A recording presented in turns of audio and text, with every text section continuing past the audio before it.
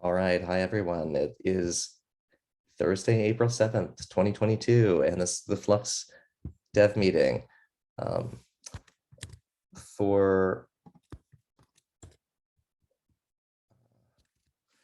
We'll paste the, now that we've recorded, I'll paste the link to the notes again. And right now we're just taking a few moments to put things on the agenda, if we have them. We don't need to fill up space unnecessarily, but we can talk about what we need to.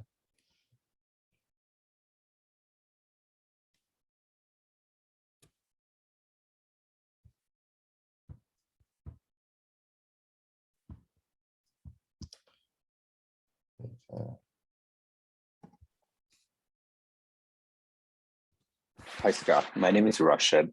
I am a total newbie in Flux, and this is my first time joining the community meeting.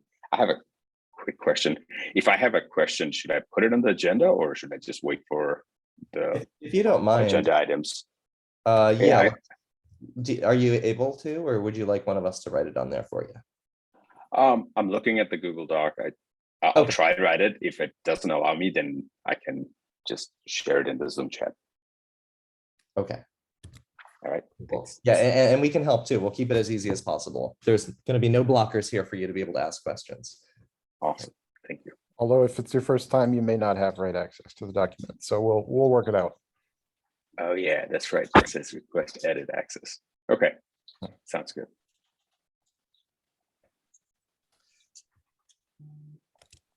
Okay. Let's go ahead and Rashid, Stacy's note that if you want to put it in the chat too, if you run into any problems, just go for it, and that's great. In fact, how about this? It looks like I don't see anything being added yet, so I'll just make a note for Rashid. I'm going to post my question in the Zoom chat so you guys can add it as soon as I finish writing. Thank you. Yeah. Okay, I'll let someone else do that part. That sounds great. So so the first item is reviewing the current dev focus. Has this been useful in the recent meetings? I think we just kind of started going through that process to pretty much, kind of show what we have in play, what each one is kind of working on, and kind of talk about blockers. I think we haven't actually talked about any blockers because we don't have anything being displayed as blocker apart from one item. But yeah, so should I share my? Yeah, actually, that would be lovely. If you want to do a little guide through, Paolo, and share your screen, that would be great. Let me do that now. There we go. Can you guys see my screen? Yes. Amazing, brilliant. Yeah, okay. So just kind of do a quick review of the maintainers focus board, so we'll be all on the same page.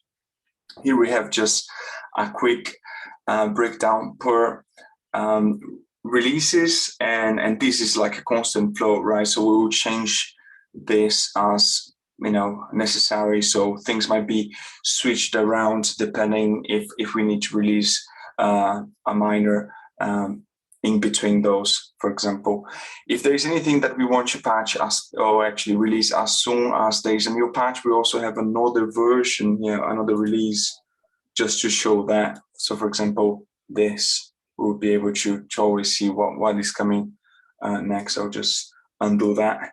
All right, as I think we mentioned on the previous one as well, here's the view of what we're working that is also towards GA. It's not completely, it's not a comprehensive look yet. It's growing. We're adding more stuff as we go. And I'm probably gonna do some filters here so we don't have all the high level tickets and also the breakdown. We might have like maybe 2 different views to get those 2 different views, if that makes sense. And here would be pretty much things all across the board. So for example, the only blocker we have is this one, and it is a blocker right now because after we talked with, well, we had, I think 2 meetings ago, we agreed that we wouldn't develop new things until we haven't stabilized the things that are target to GA. So that's why that one specifically is marked as blocked. But that is that. I think there's a few more points I want to kind of cover, but that's mostly around quite a few of the items I'm working, which are related to Git. But as I said, I have a point on that later on the agenda. Any questions about, well, the in-flight stuff and the boards we have?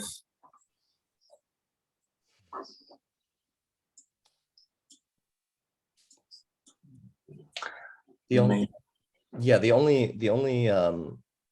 question that I seem to have, if you don't mind, what happened here? Full screen. Gotcha. Yeah, the only interesting. Give me 1 second, please. My screen. Let me stop sharing my screen. No, you're fine. You're fine. It's very helpful, actually. I just wanted to open up the timetable. Or actually, rather, sorry, I wanted to open up the roadmap, and that has moved. Oh, I think, yeah. There we I think go. we have an issue for that. So on the actual website, we have, I think, 5 items, right? So these 5 items here. Yeah. Yeah. So just to get you up to speed. So we were lacking a more detailed view of all the things that we actually would want to have done before we, before we considered the project GA. So we started breaking down more and more things. So for example, within Git, there's a lot of things and a lot of open issues that we definitely want to get to the bottom of before we can actually be GA. So what I'm doing is, as I see those things and as other team members see other things, we kind of just breaking that down and tagging them as GA if they are absolutely necessary to, for that. Because at the moment, just looking at this, about those 5 points on the website, let me just open that as well. It's really hard to understand even the breakdown of each one of those, like how much work is involved. Can we get, other folks from the community to help? So, for example, I think Daniel created some of these items, which is for us to start breaking that down, and then, marking as first contribution. Good first issue, for example, to see if we can actually create a momentum and start really going at all those tasks. Yeah. The big effort. So yes, there's going to be lots of issues, right? Continually, because it's an open source project, but it is a very stable project used in production very widely. And every open source project has Kubernetes included, Helm, etc. have many issues that pop up, and that's the constant process. I wonder what our definition is going to be for because I'm a little bit concerned because I'm seeing the scope increase a bit. Yeah. Well, I'm definitely happy for us to kind of talk a bit about those and maybe see if there's something that we can maybe remove from the scope and all. But especially a few things on the Git space, it would be really, really good for us to kind of get to the bottom of sooner rather than later. Yeah. And just a quick question, as far as I know, we have backwards compatible APIs. They will continue to be. So there's not really we've already gone at least beta with all of our APIs. So we've already agreed to a backwards compatibility contract with that. The only place that we haven't yet is the CLI, because we were looking for more user feedback as we're fixing some of those other major areas that we had pinpointed before. I guess what I mean is before going to a major version, or this next major version, right? Or the first one for Flux v2, we really do want to get any major work out of the way that would that could cause us to say, hey, we really do need to make a breaking change here, right? And I guess my question is, has that come up with anyone that I haven't heard of yet? Well, I think issues, yeah. From an API perspective, the only one that we marked down is this one, which is about the API for notification controller, which is based on a discussion, which is linked down here. And as far as I'm aware, that was the only thing that would impact any of our APIs. There was another discussion around on resource, on repository, like Git repository, whether or not we actually need to expose Git implementation to users. So once we have something that is kind of stable across, and users don't need to know that level of detail, maybe that wouldn't be something that we needed.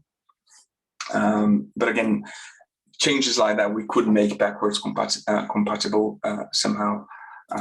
But yeah, to my understanding, that is the only item we have currently that we want to resolve from an API perspective. Okay, thank you. I just wanted to, it looks kind of like a wall of items, and I just wanted to like kind of have a conceptual filter for how that fits into the roadmap. Thank you. No worries. And to be honest, just to kind of go back quickly on the Git point, like there's a lot of issues that are kind of related. And part of the work I'm doing on the managed transport is actually to fix, hopefully, most of them in one go. But yeah, I'll cover that in a few points. Anything else around, the GA or, the dev status? Any other questions? All right, so I will stop sharing my screen. Or should I just open the agenda and just leave that? Let's see, the next, well, the next item is the docs update. So is there anyone that wants to cover or mention anything about the docs update that's on the call?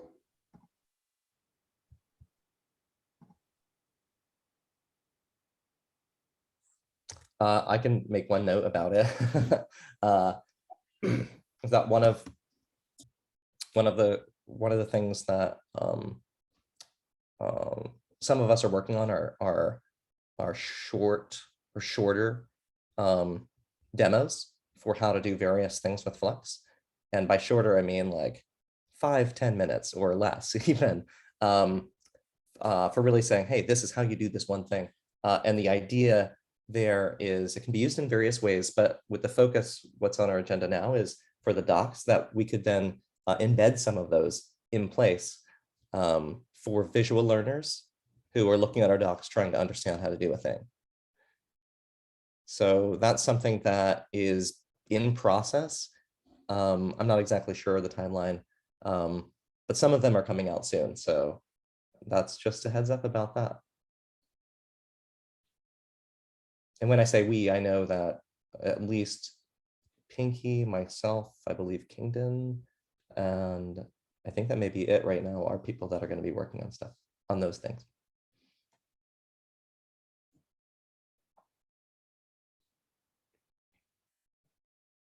Anyone else have anything for the docs related for now?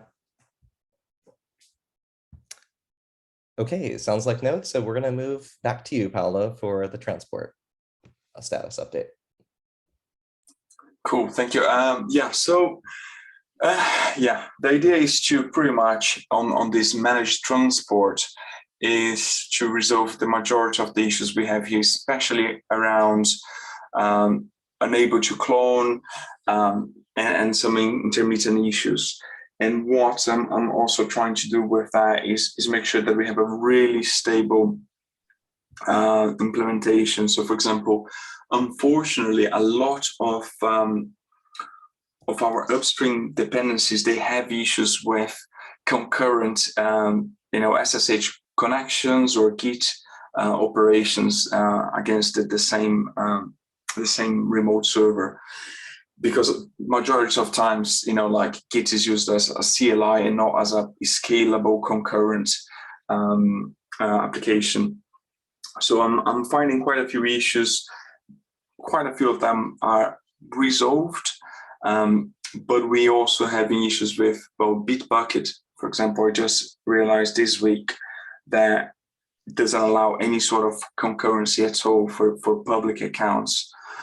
So what I'm trying to do with on this process and working together with Sunny and Sanskar as well is to make sure that we actually start creating some really good tests to show each one of those problems that we're actually facing and make sure that those are automated. So we start facing those issues and test them on HPR instead of, having to do end-to-end integration tests or sometimes very specific tests. So for example, testing against, a given SaaS provider and a specific type of host key to see if that works. Like ideally, all of that should be tested way ahead of time on each PR. So again, it is kind of chunky piece of work, but hopefully once that is in place, we won't have issues. Well, our users won't have as many issues. The managed transport implementation is still behind a feature gate. The idea is to keep like that until we are 100% sure that for most users it's working better than before. It is already for some users, but depending if they're using, for example, GitLab or something else, they might have some intermittent issues and so on.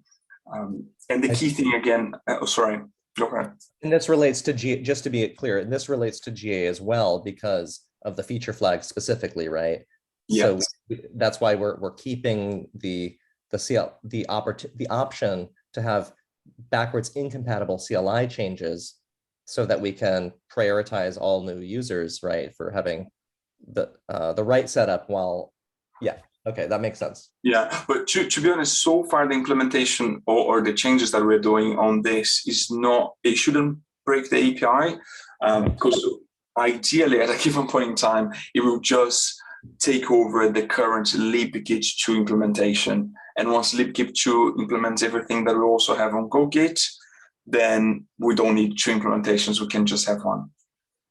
So if I'm following what you're saying, it wouldn't really be a backwards incompatible change, except maybe from an API perspective, because we're removing a flag, but it wouldn't be a breaking change for anyone outside of the API because it would have been tested to support all of the features of both implementations, hopefully. Yeah, and the feature switch at the moment is just an environment variable. So we try not to add, any flags or anything to show that this would be like long-lived. But yeah, if you think about it, yeah, it's a slight change on the API on that perspective. Good point on that. Any more questions around managed transport, Git issues? Okie dokie. So let me show the agenda again. Good work, Paulo. Oh, thank you.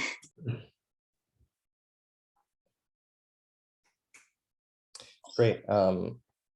Yeah. So Kingdon, do you want to?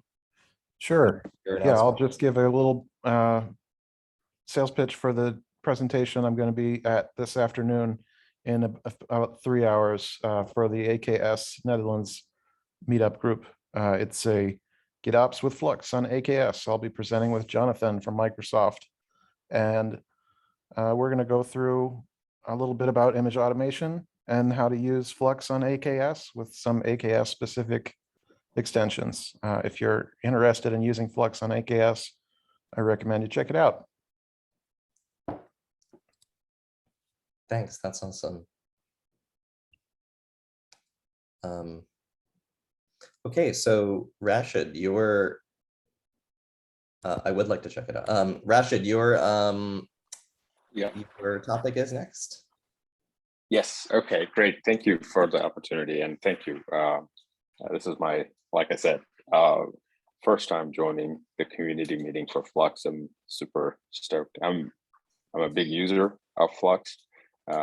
We use it. I work for VMware. We use it at a number of VMware solutions. So we have an internal implementation of an OCI repository controller. So I think some of my pillar leads or tech leads have been working with Flux for a while, and they started this PR 450 a while ago, sometime last year. So I'm trying to complete that, but I'm also seeing some active discussion going on with this RFCs. So I want to just get if there are any new information on those RFCs, and we would like to continue the contribution work and continue using Flux for some of the components we're building. Yeah. If you guys have any, anybody has any updates on those RFCs, that would be great. If not, I'll just continue to monitor those. And I wanted to also, kind of at least show my picture, not the face today. I just have to get my camera set up. It's a closed lid MacBook. So, I just want to introduce myself, and as I look forward to working with you guys on this contribution, I hear all these good things about docs update, end-to-end test. So I'm just and I also saw when the 450 pull request started, from there, the controllers have gone through some redesign. So I'm rewriting the implementation that is tied to 450, but haven't pushed anything yet. But is trying to make sure that follow the pattern for the rest of the controllers within the project. So I think we briefly talked about this. I think it was 2 meetings ago, maybe, and that was when Stefan, I think, created the RFC.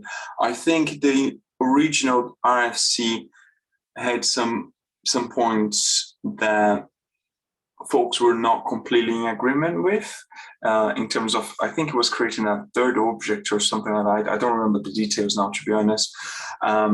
So my understanding of where we are is quite a few people are going through Stefan's alternative RFC, trying to see if they agree with everything or not. And then on the back of that, we would see if we would go ahead with either of them. Do you have any more to that, Scott? Yes. So I'm one of the people that Paolo was just mentioning, going over the RFCs. And yes, that was at least what Stefan mainly pointed out, is that in the original proposal, you would have to create an OCI registry and an OCI artifact. And then for that to be used, you would have to create something to reference that. So then either a customization or a Helm release that would then reference that. So ultimately you create three objects there in order to achieve what pulling from an OCI registry, either for plain YAMLs or for customizations, or really for let's say even a Terraform controller for implementing this would then have to do a similar thing where you could package up those Terraform manifests and use that as a source. I will say I was a little bit bummed out that that didn't go through, because I think that that makes a lot of sense given how OCI registries are set up. Unlike Helm repos, there is no overall concept, there's no mapped concept of an overall index. And the main reason is for scalability. So you don't really have a very good way to say, oh, here's my OCI registry now give me all of the objects that Flux would care about in that OCI registry, because there may be thousands, hundreds of thousands, or millions possibly of OCI objects, between images, charts, different artifacts, etc. So we really need something. So I don't know the answer yet because I haven't gone over this proposal. But what I believe is that it's a little bit less, it's a little bit more specific to Helm's implementation would be different from the customized controllers implementation. But I'm going to go over the details and I'll be giving feedback very soon. So I have a specific question. I haven't quite read the RFCs in their entirety, but I gleaned a little bit of understanding from previous meeting, and maybe someone can confirm or deny my understanding. Is it that the reason you would want a separate OCI registry from the OCI artifact or OCI repository resource or whatever is the lower level resource and the higher level resource? Like a Helm repository can be multiple charts, sets of versions, and OCI repository has the same property, or registry has the same property, can house multiple repositories. So you're making a trade-off one way or another. You're either going to create one registry that has the secret ref, or you're going to create repositories all the way down the line, and they each will have to repeat the secret ref if there's one secret for all of them. Is that the main difference? I believe so, but again, there are some of the details that those are the questions that I have when I plan to review the new alternative OCI RFCs. The main thing though about it real quick before Rashid's next is yes, with the original proposal, you would be able to have only one set of credentials for, say, a private OCI registry. I don't yet know how that's resolved here, or if it is. So, but I'll find out soon. I'll let, and I guess also it's not just me. Anybody can review this right now and answer those questions themselves. But that's what I plan to do for myself and give feedback there. The one note I want to mention before I just get to Rashid's hand is that OCI for Helm, in the context of Helm anyway, and a Helm repo is a completely different concept than an OCI registry. They're not the same at all. There's a few under the hood functions that do share some of those just because that was important for backwards compatibility. But really in Helm, they're completely different concepts. So how we map those, we may want to take that into account, but mainly I'd just like to see it happen soon, but we want it to happen right. So Rashid? Yeah, just wanted to add, I think the breakdown model is good in a way. It's a good separation of concern, right? You have a different persona or different operator model doing different things. Like in our use case, we don't necessarily expect a developer to know what the admin has set up as their default registry and create the secrets for that. And that can be then as soon as the operator or developer creates a workload that requires a registry, we can just reference that resource name as very similar to secret. But the other part that I wanted to mention was in the original proposal for the pull request and the OCI repository resource type in pull request 450, it was a single resource. It just had a very similar implementation data shape wise similar to the Git repository controller, or the API that's tied to the Git repository. This discussion is fantastic. I like it. It is a good discussion. I just want to see how we mitigate it, and then I'm excited to complete at least the implementation of the OCI repository related controller, so we can have a small contribution to the bigger Flux ecosystem. That is fantastic. I think we're all excited for. I mean, I know I can speak for at least a few other people here, as a number of us are excited about that too. That's going to be very excellent and also very appreciated.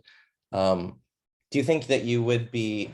I'm going to link in the chat the other RFC, because Stefan had split the two. Okay. The one that was linked and that you added for Stefan's alternative RFC, that was for Helm primarily. This one is the other that is for the non-Helm side for the Kubernetes manifest. Would you mind looking over the two of them and giving your thoughts on them? Absolutely. Yeah, especially with what you just said in the breakdown of concerns. The separation of concern. Yeah. Yeah. Absolutely. Sure. I'll add that. Yeah. Thank you. No problem. What I seem to remember Stefan saying is that OCI artifact support is not part of that RFC, but I'm not sure about that right now. Maybe that's something to keep your eye out for as you're reading. Okay. Yeah. Sounds good. Thanks. Okay. Anything else on that topic? Nope, I think this is fantastic. And by the way, I do work for VMware, so I just want to make it abundantly clear. Like we're going to use it in some VMware solution down the road as we complete this contribution. That's fantastic, and we're excited. I'm excited. I'll just speak for myself right now. But, yay! And yes, especially I'm excited as someone who also worked on the Helm OCI, moving that out of experimental feature. It would be a really great feeling to see that that actually like come to a full feature in Flux. Awesome. And I also wanted to give a quick shout out to Paolo and Kingdon. I did reach out in the Flux Slack channel, and you guys were awesome. Thanks for helping. Absolutely. Cool.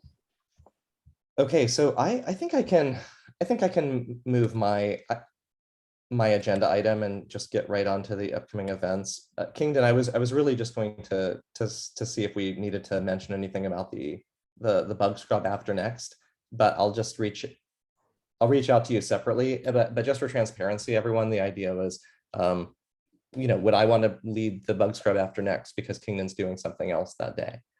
And if there's anyone else who's interested, I guess this is a good opportunity to just put it out there. Yeah. We could have a rotating, there's not much work to do. It's an hour commitment, and I'll set you up. So that goes for Scott or anyone else who's interested in hosting a bug scrub. It doesn't have to be our usual calendar time. Also, the possibility is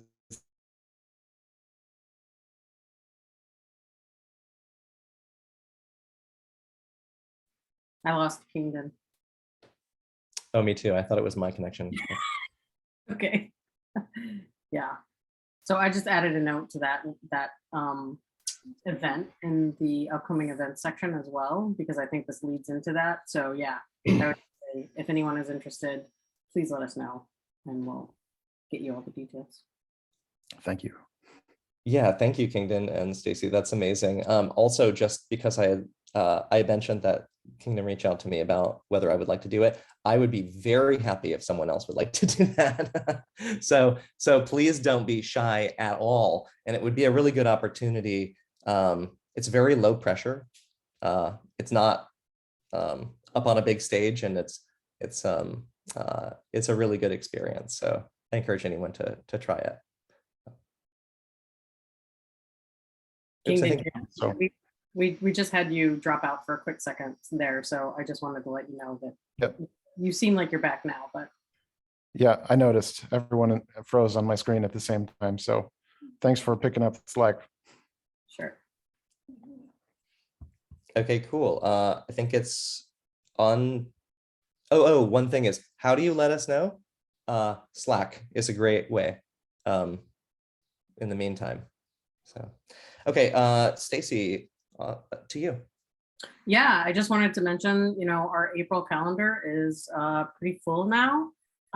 Kingdon had already mentioned the GitOps with Flux on AKS meetup that he's doing in a short while today. And then next week, Scott and Pinky, Priyanka, are going to be talking about ways of structuring your repos. They'll cover a little bit of GitOps core concepts too from the Flux perspective, but really going to get into ways of structuring repos there. So I definitely want to mention that one here.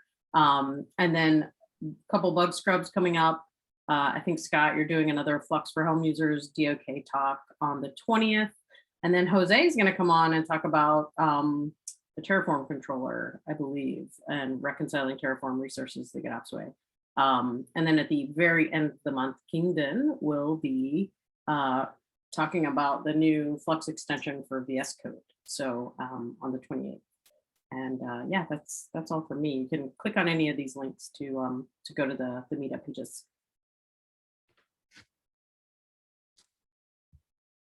Awesome, thanks, Stacy. Yay. Did anyone else have anything burning that they wanted to add as a topic, or just a topic that we could cover the next time? If you do, and you can't speak to it right now, feel free to write it down or pop it in the doc.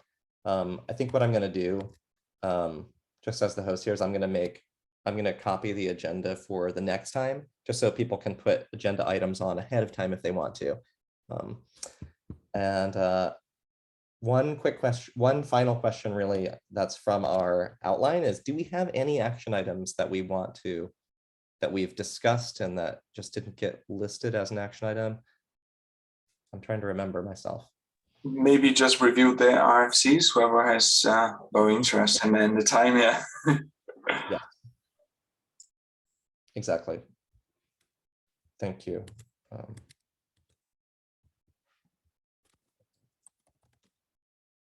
Review OCI RFCs.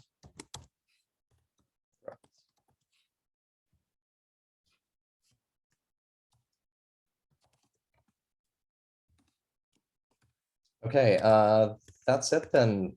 Thank you all. What a great discussion. And we'll see you on Slack in between. Rashid, I'm looking forward to, maybe we can prioritize this last action item. I'm going to put my name next to it. Maybe I can put yours too, since if you would like, since you expressed interest in reviewing those. Yeah, no, absolutely. I will add some comments and my thoughts after reviewing those. I've already read through 2 of them, but yeah, 2601, I'm going to read through that and share my thoughts. Cool. Thank you all. We'll see you next time then, and on Slack in the meantime. Thank you. Bye. Bye.